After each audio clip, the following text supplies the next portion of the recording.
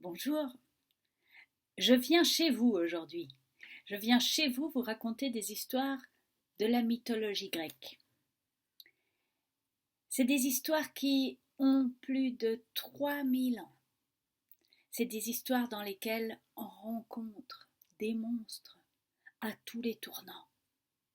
Il n'y a pas seulement des monstres mi-animaux, mi-hommes. Il y a aussi des monstres complètement monstres, par exemple comme la chimère. La chimère, c'est une tête de lion avec au milieu du dos une tête de chèvre et à la place de la queue une tête de serpent. La chimère. Qu'est-ce qu'on a encore? On a encore des sirènes. Les sirènes, ce ne sont pas des femmes mi-homme, mi-poisson. Dans la mythologie grecque, ce sont des femmes à moitié oiseaux qui sifflent. Il y a aussi des hommes à moitié chevaux qu'on appelle les centaures, qui sont, paraît-il, terribles, ou alors parfois même gentils. Il y a, qu'est-ce qu'on a encore? On a des monstres qui sont simplement humains, des brigands. Par exemple, il y en a un, Procuste, un brigand de grand chemin, qui s'est arrêté au milieu de la route, qui attend les voyageurs avec un lit en fer, un lit modulable, un lit qu'on peut faire soit petit, soit grand. Alors il voit passer les voyageurs, il se dit celui-là il est grand, je vais faire en sorte que mon lit soit petit. Il rend son lit petit, quand le grand voyageur arrive, il le pose sur son lit. Il lui dit: Ah, tu n'es pas à la norme, je vais te couper les pieds ou la tête. Et c'est ce qu'il fait. Et c'est pour ça que quand on parle maintenant encore d'un lit de Procuste, c'est qu'on veut parler de quelque chose qui ne rentre pas dans les normes. De quoi on parlait déjà? Ah oui, les monstres humains, les monstres bandits, les monstres de grand chemin. Eh bien, ces monstres-là, il y a aussi, par exemple, Sinis, qui lui propose aux voyageurs de leur laver les pieds. Et quand il leur a lavé les pieds, il les précipice, il les jette dans le précipice, il les jette dans la mer. Comme ça. Il y en a un autre, un bandit de grand chemin, un brigand terrible, un géant, un écarteleur, qui amène les voyageurs entre deux sapins, qui penche les sapins, qui attache le voyageur et lâche les sapins. Le voyageur finit écartelé. Oh. Qu'est-ce qu'on a encore? On a des monstres comme des monstres laids, des monstres... une grosse truie, par exemple. La truie de Cromion. Elle ravage toutes les cultures et en plus mange les hommes. Mais l'histoire que je vais vous raconter aujourd'hui, c'est l'histoire du Minotaure. Le Minotaure, c'est un homme à tête de taureau, un homme monstrueux, né d'une union monstrueuse. Alors l'histoire commence comme ça. C'est une belle, belle princesse du nom de Europe qui cueille des fleurs dans une prairie avec ses amis. Elle est bien belle, elle rayonne, et dans son panier en or ciselé, il y a des fleurs les plus belles les unes que les autres qui sentent terriblement bon, et l'odeur monte, monte jusqu'à l'Olympe, la haute montagne sur laquelle vit Zeus, le dieu des dieux, ainsi que tous les autres dieux, mais Zeus plus particulièrement. Et Zeus est très sensible à la bonne odeur des fleurs, bien sûr, mais des princesses en particulier. Et quand il voit Europe, il reçoit tout de suite en plein cœur la flèche de Cupidon. Il tombe fou amoureux. Seulement Zeus est marié et sa femme est très jalouse. Alors il va trouver une technique, il va se déguiser, il va se métamorphoser, vu qu'il peut, et c'est un dieu, il peut tout faire. Il se métamorphose en taureau, en gros taureau, mais un beau taureau qui a, à la place des cornes, un croissant de lune. Il brille tellement il est beau, il est tout brun et il sent délicieusement bon. Il sort de l'écume de la mer, il arrive près de la prairie aux princesses, il se pose devant la belle Europe et lui fait les yeux doux.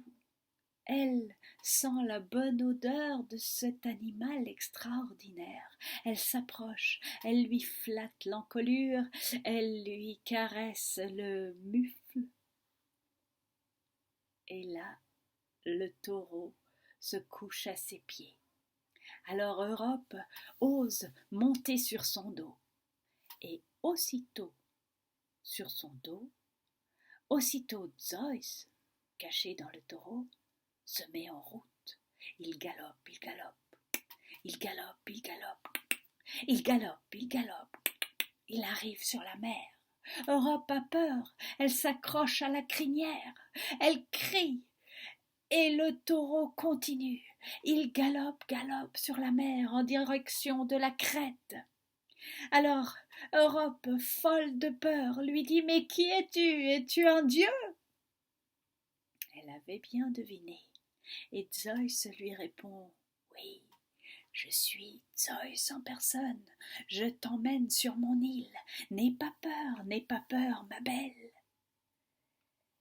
Derrière eux, sur la mer, il y a des tritons, il y a des dauphins qui les suivent et font une immense vague qui arrive sur la plage de Crète. Aussitôt Zeus se transforme en beau jeune homme et Europe tombe sous son charme.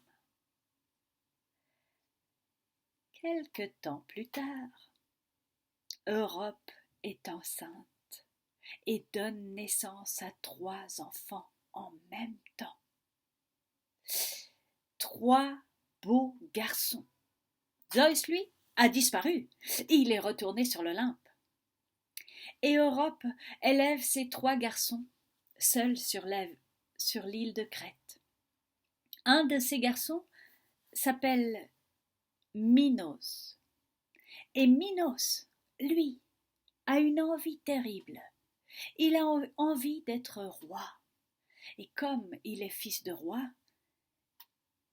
il sait qu'il va pouvoir avoir le pouvoir. Seulement, en ce temps-là, vous savez,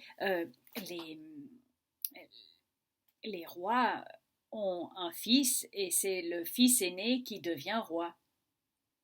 Mais là, quand on a 3 enfants nés en même temps, comment les départager? Alors Minos, qui est devenu adulte, se marie. Il se marie avec Parsiphaë. Et Parsiphaë, fille du soleil, elle lui donne 3 beaux enfants. Ariane, Phèdre, 2 filles et un garçon. Et là, le roi actuel meurt. Et c'est un des 3 fils qui doit lui succéder. Alors Minos va le soir sur la plage et il appelle Poséidon. Ô Poséidon, monstre de la mer, viens, Poséidon, ô toi, grand Dieu des océans, Poséidon avec ton grand tridon, celui qu'on appelle l'ébranleur du sol, viens, aide-moi, amène-moi quelque chose qui me rendra roi. et je te le sacrifierai. Poséidon l'entend. Poséidon lui envoie un taureau blanc, magnifique, grand, beau. Et ce taureau blanc sort de la mer. Quand Minos le voit, et le voit le choisir lui, quand il devient roi, il a trop peur de sacrifier cet animal extraordinaire. Il ne veut pas le rendre à Poséidon, il veut le garder pour lui dans ses étables. Il prend un taureau quelconque et le sacrifie aux dieux. Mais Poséidon est fou de colère. Comment? On ne m'a pas sacrifié la meilleure pièce. Alors pour se venger, il envoie un amour fou à Parsiphaë, la femme de Minos. Un amour fou, fou, fou, fou pour ce taureau-là. Et c'est comme ça qu'une femme est tombée amoureuse, folle, d'un taureau. Elle reste devant les étables, elle regarde la bête. Et elle aimerait s'accoupler à lui. Mais comment faire? Alors comme elle n'a aucune idée, elle a beau chercher dans tous les sens, elle ne trouve pas de solution, elle appelle le génie. Enfin, c'est pas un génie, c'est un architecte de génie. C'est Dédale qui habite dans le palais, pas loin, et qui adore les énigmes, qui adore résoudre des calculs savants, qui adore trouver des solutions aux choses les plus compliquées. Elle appelle ce Dédale. Elle lui dit, voilà, je suis folle amoureuse de ce taureau et j'aimerais devenir sa femme, mais comment faire? Dédale se creuse la cervelle et trouve une idée. Il fabrique une grosse vache en bois à roulettes et il dit à Parsiphaë de se mettre à l'intérieur et d'aller séduire le beau taureau blanc dans le champ. Alors elle se met à l'intérieur de la vache en bois. Dédale pousse la vache dans le champ et je vous laisse imaginer ce qui s'y passe. Toujours est-il que voilà Parsiphaë enceinte et Minos n'a aucune idée de qui elle, il pense que c'est son fils, qu'elle est enceinte de lui, comme elle lui a déjà donné 3 enfants, il n'y a pas aucune raison de se méfier. Pendant qu'elle attend cet enfant, il envoie à Athènes qui existait déjà à l'époque, Athènes qui était une grande ville et qui avait encore à l'époque un roi, le roi Égée. Il envoie à Athènes son fils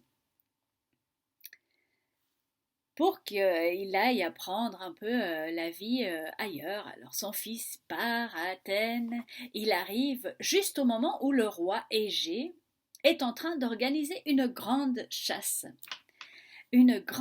aux lions.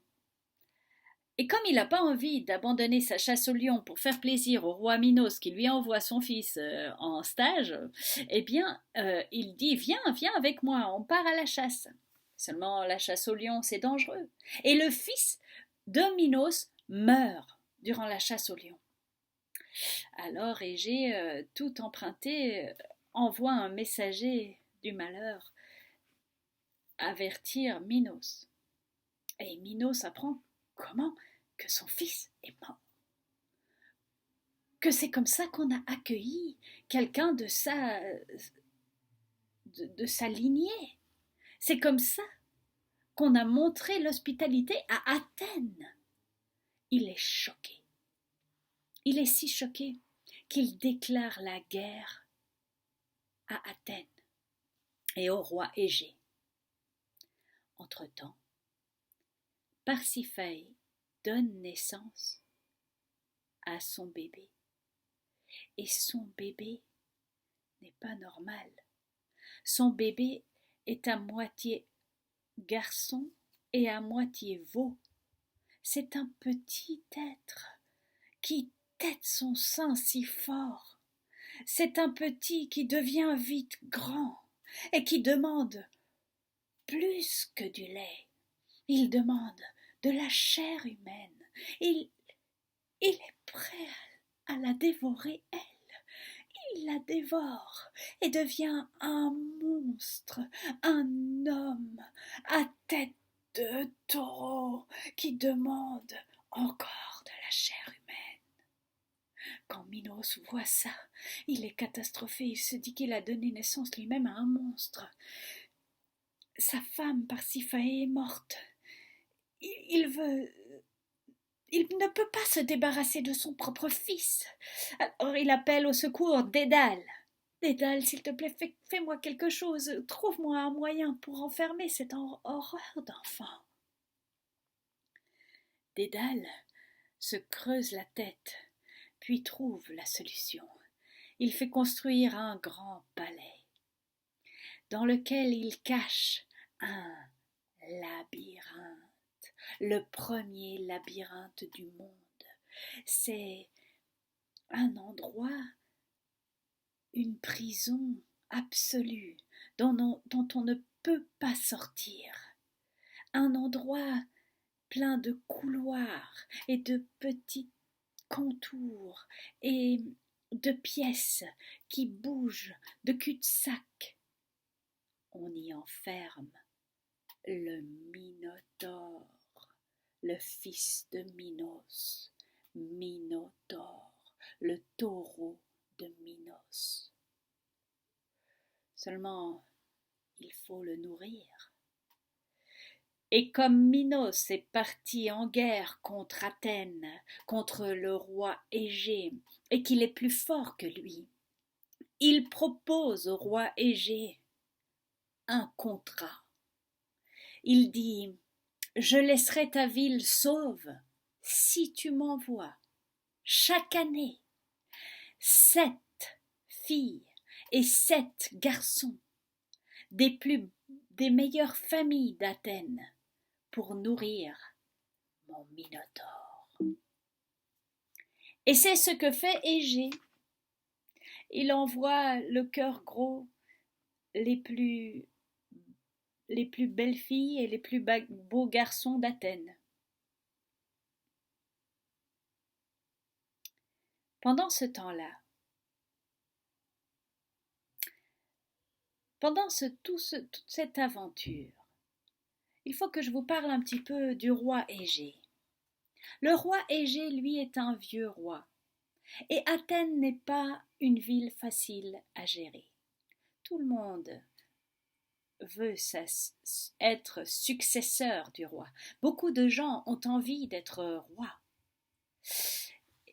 Et ils deviennent violents, assassins, ils deviennent virulents pour accéder au pouvoir. Le vieux Égée est troublé parce qu'il n'a pas de descendants, il n'a pas d'enfants, il n'a pas de fils qui pourra lui succéder. Alors Égée se demande quoi faire. Il prend sa tête entre ses mains et tout à coup, l'idée d'aller voir la Pythie à Delphes lui traverse l'esprit. Parce qu'à Delphes vivait une femme très spéciale, une prêtresse qui avait accès à Apollon, le dieu, qui lui envoyait des messages. Et des prêtres traduisaient le message de la Pythie de Delphes. Et voilà comment on trouvait des solutions quand on avait un problème à poser. On allait à Delphes et on demandait à la Pythie. Égée donc part à Delphes en bateau. Il arrive dans le magnifique temple d'Apollon recouvert de richesses. Et puis dans le sous-sol, il voit le petit escalier qui mène à un endroit plein de vapeur où la Pythie est là, prête à répondre à toutes ses questions. Égée lui demande comment il pourrait avoir un fils. Et la Pythie lui répond un charabia incompréhensible.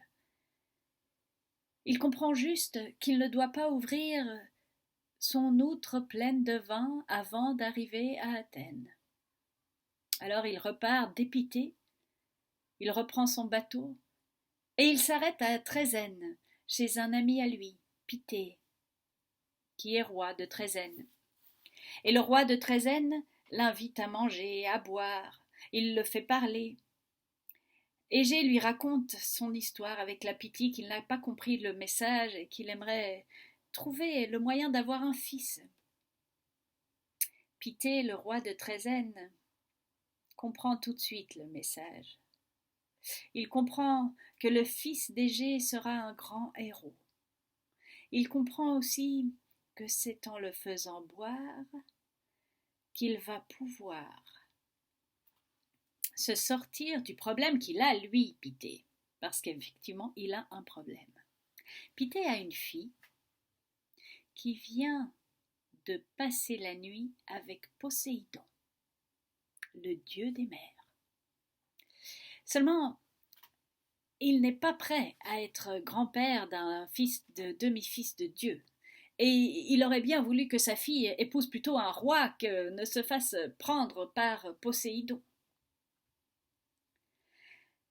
Alors, il fait boire le roi Égée. Il le fait boire et il l'emmène se coucher dans le lit de sa fille.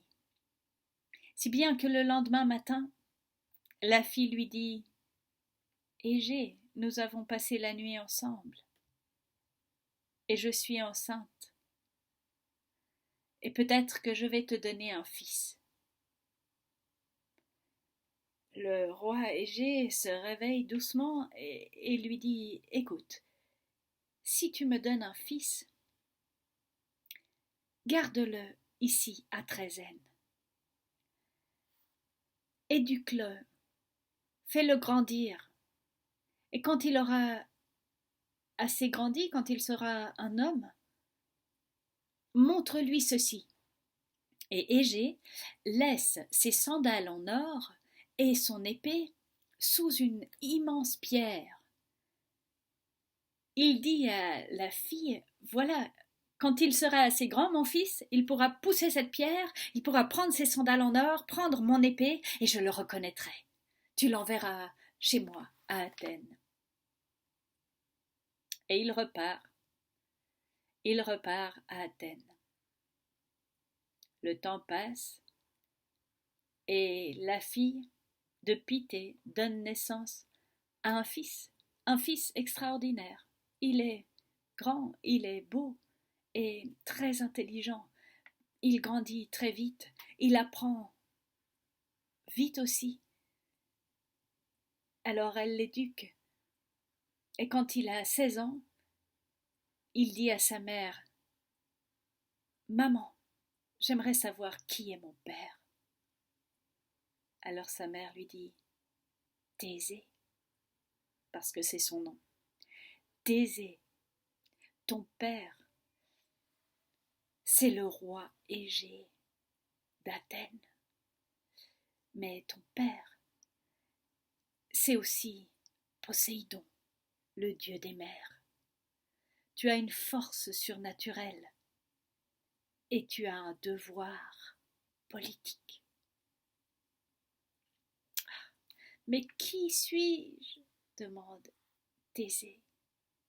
« Mon fils, viens, je te montre la pierre. » Et ils arrivent devant la pierre, et Thésée essaye de la pousser, mais vraiment elle est extraordinairement lourde, très très lourde, impossible à bouger.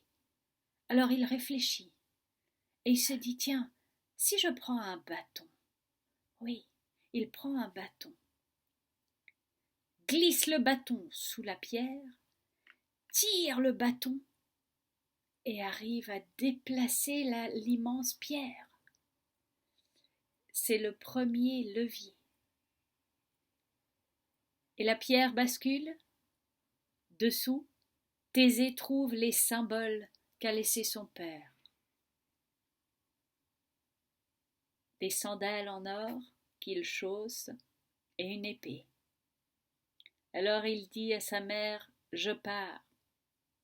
Sa mère lui dit, oui, je te prépare un bateau, pars.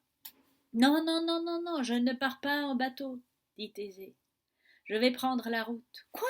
Mais mon fils, tu es fou. Sur la route, il y a des brigands. Sur la route, c'est dangereux. Ces collines escarpées, tu peux tomber à tout moment dans des précipices de la mer. Non, ne pars pas par la route.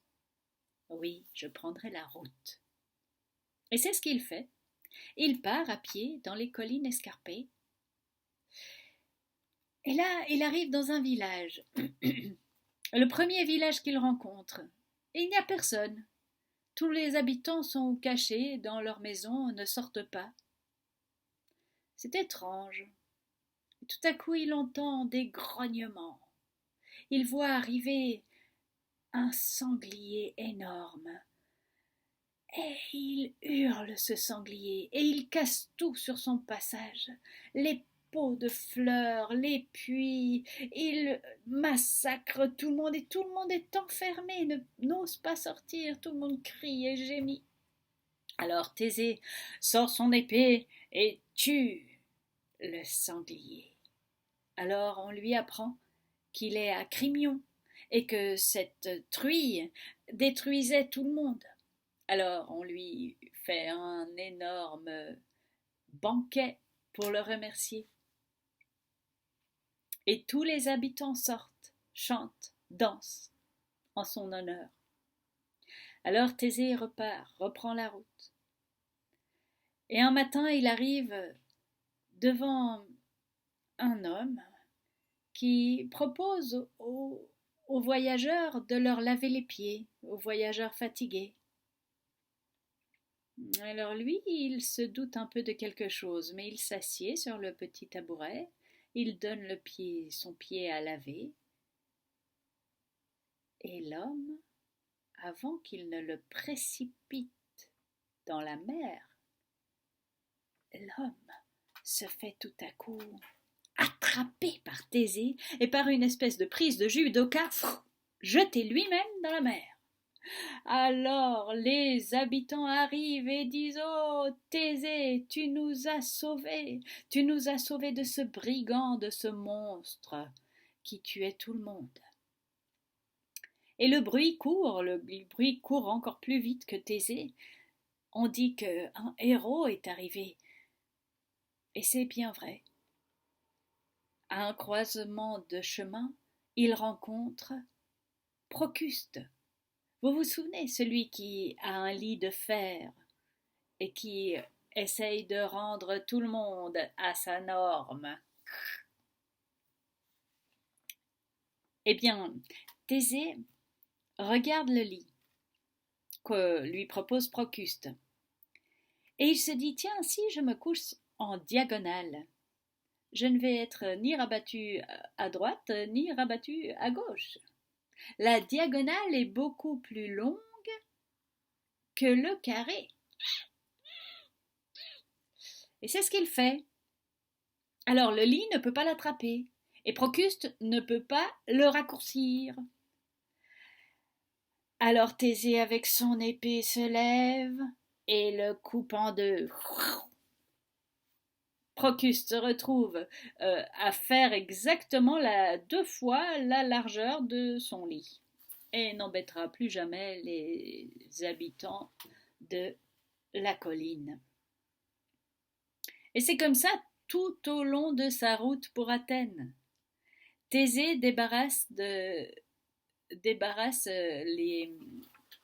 habitants des montagnes de tous leurs brigands, de tous leurs monstres, même le grand écarteleur aux sapins dont je vous parlais tout à l'heure. Et quand il arrive à Athènes, c'est en héros qu'on l'accueille.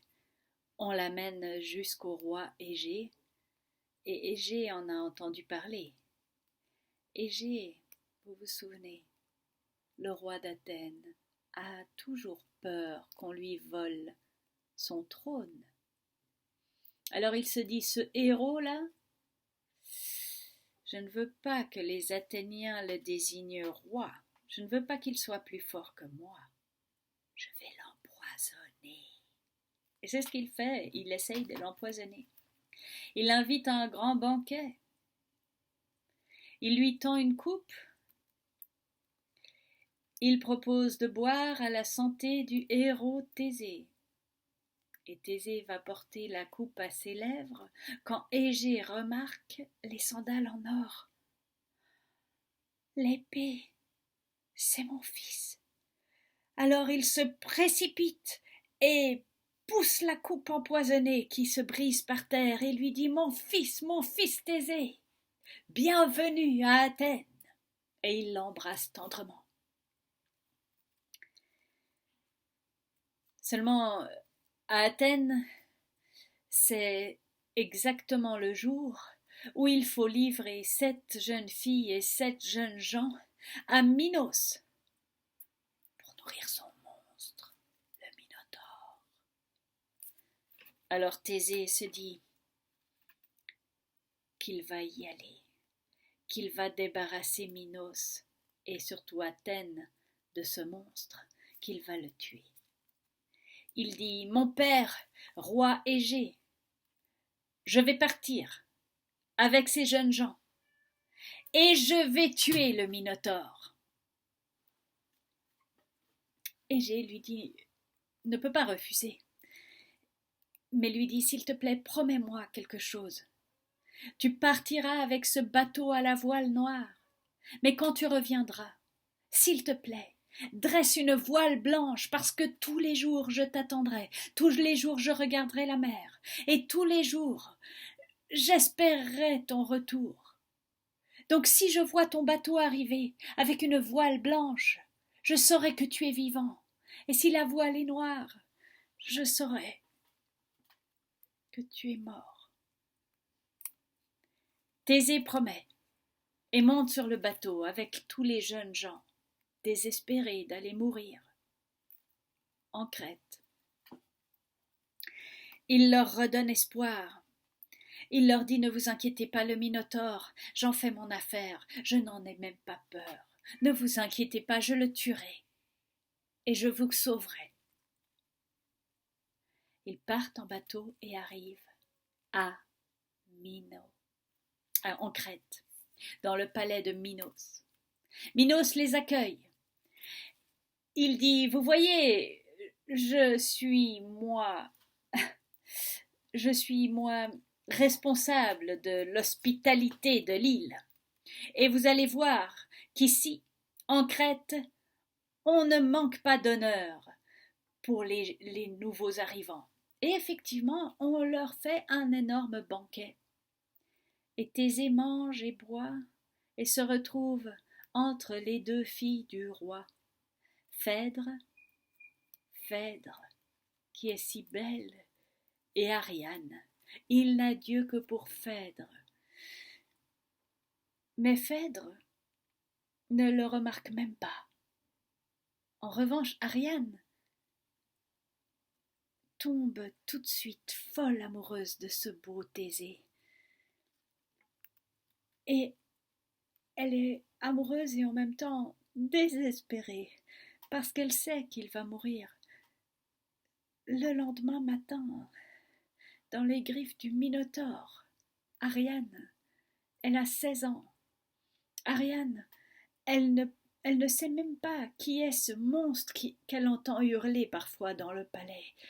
Elle est si effrayée et désespérée de ne pas savoir même qui il est, et qu'est-ce qu'il fait là, qu'elle va supplier son père. C'est impossible, le roi Minos est intraitable, il ne veut pas entendre sa voix, il est tyrannique, il ne peut pas discuter avec elle.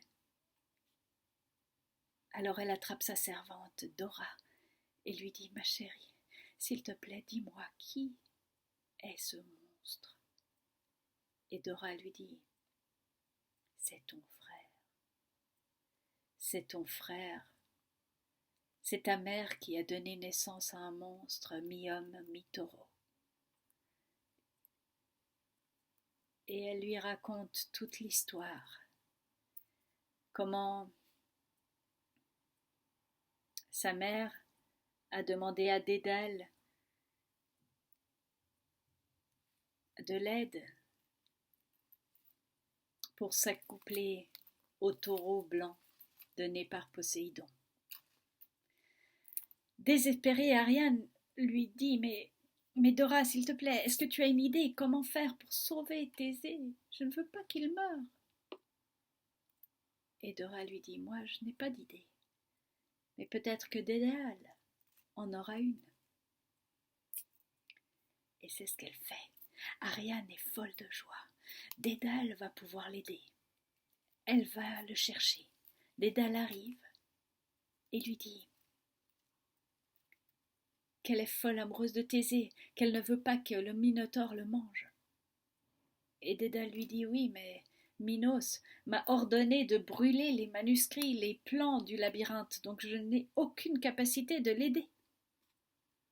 Mais peut-être que... Et Dédale réfléchit et trouve une solution. Il donne à Ariane une pelote de laine.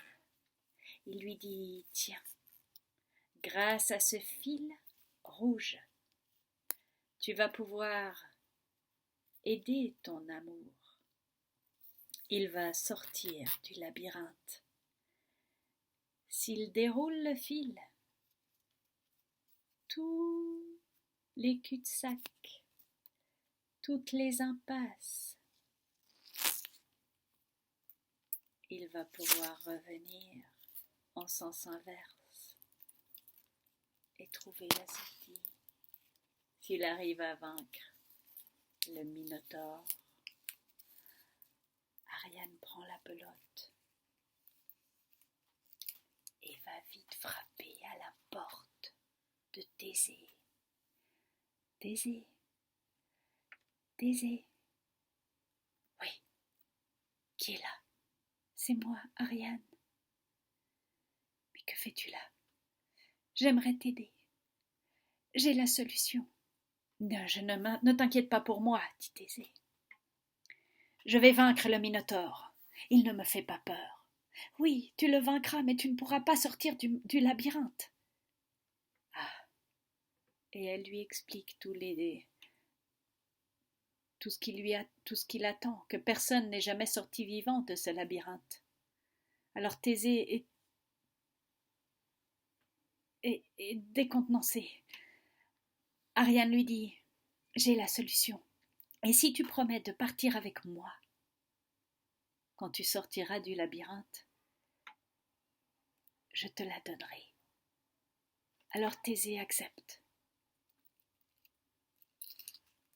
Et il prend la pelote de fil avec lui. Et le lendemain matin, il entre dans le labyrinthe avec les 13 autres jeunes gens désespérés. Il leur demande de tenir le fil à l'entrée. Il erre longtemps dans le labyrinthe. Et effectivement, ça monte, ça descend, ça change de forme. C'est extraordinaire, c'est un mécanisme parfait, un piège absolu. Et puis au centre du labyrinthe, il entend le souffle, le grand souffle, le souffle du Minotaure. Il le voit, il est là, couché, énorme, terrible. Il s'approche et le Minotaure se réveille. Il fonce sur Thésée avec ses cornes de feu et Thésée le martèle de ses poings. Et après une lutte âpre et terrible, il le terrasse et le Minotaure meurt dans la poussière.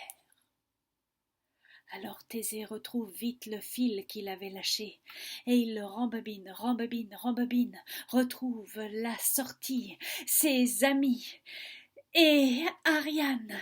Il la prend par la main, il se précipite dehors, dans la petite crique, où le bateau les attend, le bateau à la voile noire. Ils embarquent, mais qui est fou de rage? Quel Dieu monstrueux! Quel Dieu des océans et des mers qui a donné le Minotaure à la vie! Et fou de rage, c'est Poséidon. Et Poséidon fait monter une grande tempête. Je ne vous avais pas dit, mais Poséidon a aussi une ennemie jurée, Athéna, une autre monstrueuse déesse, la déesse de la guerre. Et Athéna, folle de colère, apparaît à Thésée. Et pendant que l'équipage lutte contre la tempête, Athéna dit à Thésée: il faut que tu abandonnes cette Ariane. Tu ne peux pas te marier avec elle. Tu ne peux pas ravir la fille de Minos. Ça va faire une guerre terrible. Je suis la déesse de la guerre, mais je suis aussi la déesse de la raison et de la sagesse, de la raison d'État. Lâche, Ariane. Alors Thésée se réveille, et la tempête les font accoster à Naxos, une toute petite île. Et là, sur l'île, ils récupèrent leurs forces. Ariane s'endort, et Thésée s'en va, l'abandonne à son sort.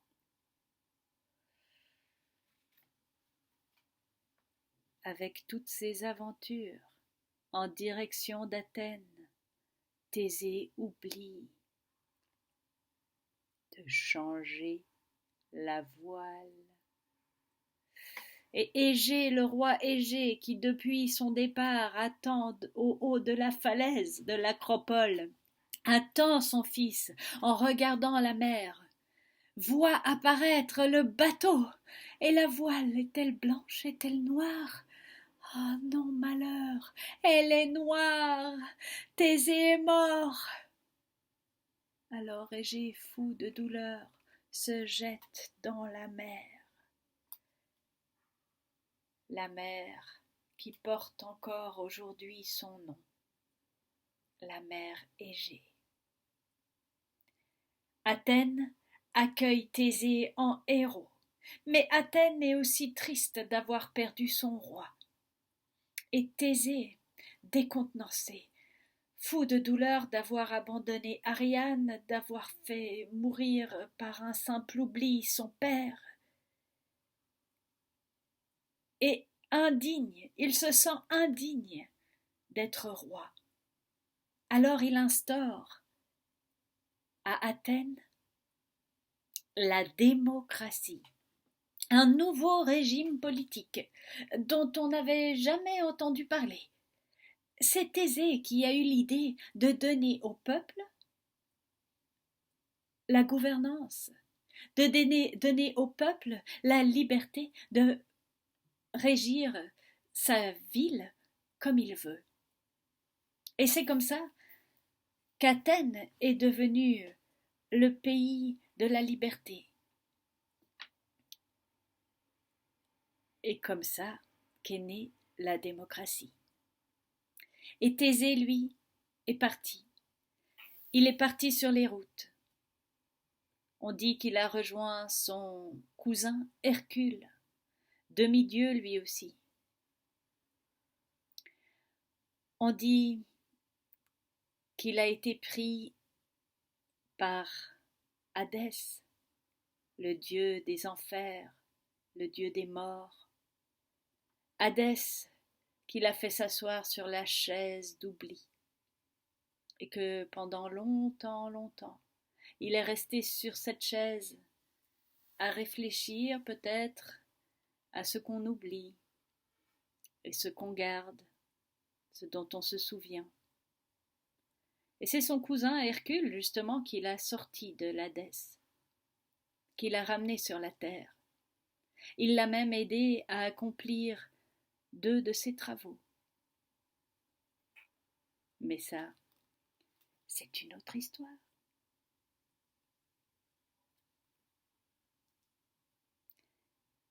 Merci de m'avoir écouté. Au revoir.